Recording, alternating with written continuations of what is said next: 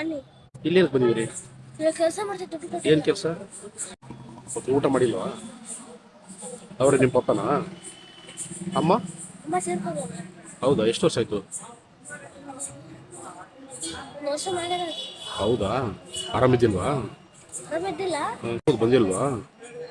ಸರಿ, ಹೊರಗಡೆ ಎಲ್ಲಿರ ಹೋಟೆಲ್ ಊಟ ಮಾಡ್ತೀಯಾ? ನೀ ಇಲ್ಲೇ ತಂದು ಕೊಡ್ಲಾ? ನಾವು ಊರಿಗೆ ಹೋಗ್ಬೇಕು ಅಷ್ಟು. ಯಾವ್ರಿಗೆ? ಧರ್ಮಸ್ಥಳ. ವಾಪಸ್ ಹೋಗ್ತೀರಾ? ಊಟ ತಂದು ಕೊಡ್ಲಾ, ಹೋಟೆಲ್ಲೇ ಊಟ ಮಾಡಿಸ್ಲಾ? ನಾವೇ ತಗೊಂಡ್ಬರ್ತೀವಿ.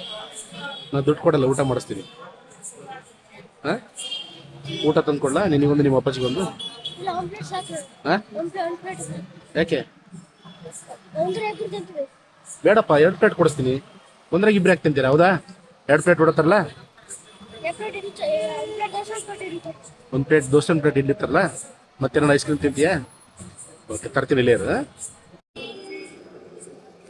ದೋಸೆ ಇಡ್ಲಿ 2 ಇದೆ.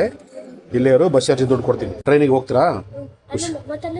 ಹುಷಾರಾಗಿ ಹೋಗಿ. ಸ್ಕೂಲಿಗೆ ಹೋಗ್ಬೇಕು, ಅಲ್ಲಿಗೆ ಹೋದ್ಮೇಲೆ. ಹಾಂ, ಏನು ಸ್ಕೂಲಿಗೆ ಹೋಗಿ ಚೆನ್ನಾಗಿ ಓದಿ. ಹಾಂ, ನಿಮ್ಮ ಅಮ್ಮನ ಕನಸು ನೆರವೇರಿಸ್ಬೇಕು. ಹಾಂ.